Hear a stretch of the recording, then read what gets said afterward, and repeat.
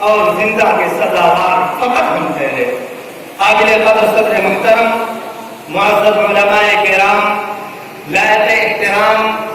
مہمانان اعظام اور ہمارے حد دل عزیز برادران محترم، سب سے پہلے اس خدائے وحدہ لا شریک کی حمد و ثنا کرتے ہیں جس نے ہمیں جمعیت علماء کے بیرق تلے یہ قومی یکجہتی کانفرنس منعقد کرنے کی توفیق عطا فرمائی۔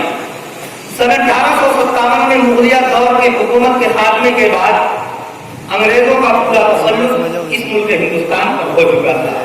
اس ناگفتہ اس دور میں جن لوگوں نے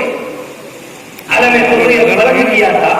اور ہندوستان کو انگریزوں کی غلامی سے پاک کرنے کی کوشش کی تھی، ان میں سر فہرست اکابر علماء کرام تھے۔ ان میں حاجی امداد اللہ مہاجر مکی رحمۃ اللہ علیہ،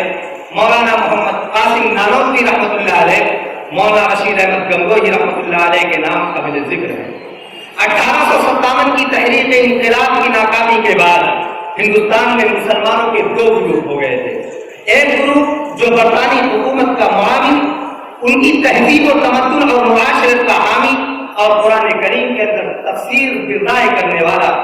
اور دوسرا گروپ برطانوی حکومت کا اس سرزمین ہندوستان میں مخالف اور اسلامی تہذیب و تمدن اور معاشرت کو قائم رکھنے والا اور کتاب و سنت کا پیرو تھا۔ اس کا مرکز دارالعلوم دیوبند تھا۔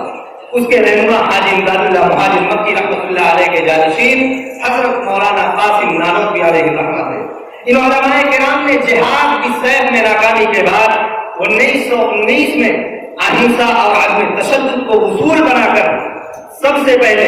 جمعیت علماء ہند کی داغ بیل ڈالی، جس کا نسب العین صرف اور صرف مسلم پرسن اللہ کے تحفظ اور مسلمانوں کے حقوق کی حفاظت کی جد و جہد کے علاوہ محض انسانیت کی بنیاد پر مصیبت زدہ افراد کی مدد کرنا تھا۔ جمعیت علماء وہ جماعت ہے جس نے ہمیشہ ملک اور ملت کی صحیح رہنمائی کا فریضہ انجام دیا ہے، اور جمعیت علماء کا یہ موقف رہا ہے کہ اپنے برادران وطن، سیکولر غیر مسلموں اور ساتھ ساتھ مسلمانوں کے تمام مکاتب بے فکر کے لوگوں کو ساتھ لے کر چلے اور فرقہ پرست لابی کو یہ باور کرا دے کہ تم جوڑ پیدا کرتے ہو، تم توڑ پیدا کرتے ہو، ہم جوڑ پیدا کرنے کی کوشش کرتے ہیں۔ تم نفرت پھیلاتے ہو، ہم محبت کا بیج بونے کا کام کرتے ہیں۔ تم لوگوں کے درمیان آگ لگاتے ہو، ہم نفرت کی آگ بجھانے کی کوشش کر رہے ہیں۔ ملک کی آزادی سے لے کر آج تک جمعیت علماء اپنی پالیسی کو اپنائے ہوئے ہے، جس کی وجہ سے آپ کا یہ ملک ہندوستان ہندو راج بننے کی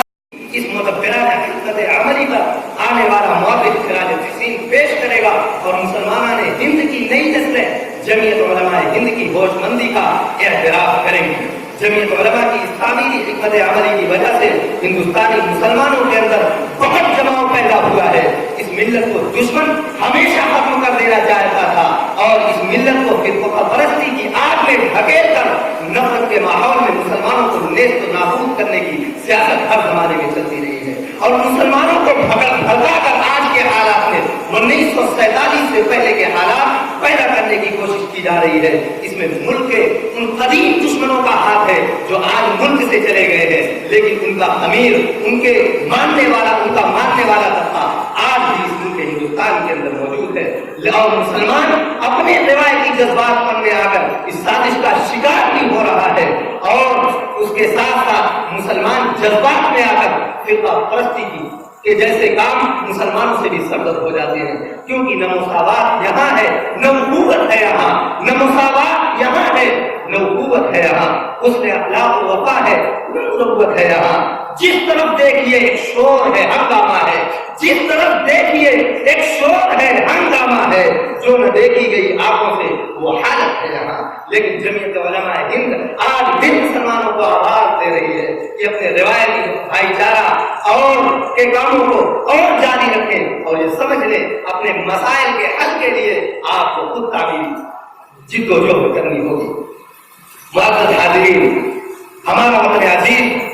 اس وقت مختلف قسم کے سنگین مسائل سے دوچار ہے،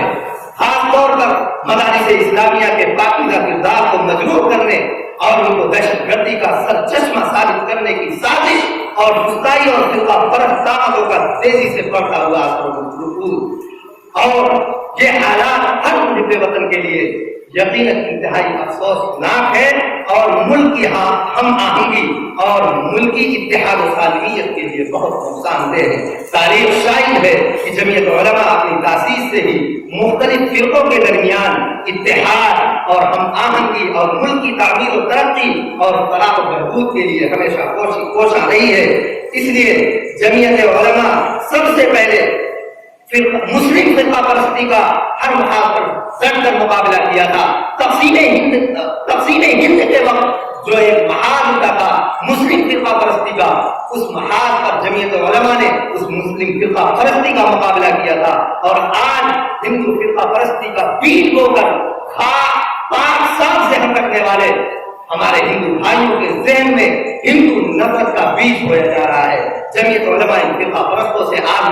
پنجہ آزمائی کر رہی ہے، اور یقیناً جمعیت علماء کو اس میں کامیابی حاصل ہوگی۔ اللہ سے دعا کریں کہ اللہ رب العزت جمعیت علماء ہند کو اپنے ان مقاصد میں کامیابی عطا فرمائے۔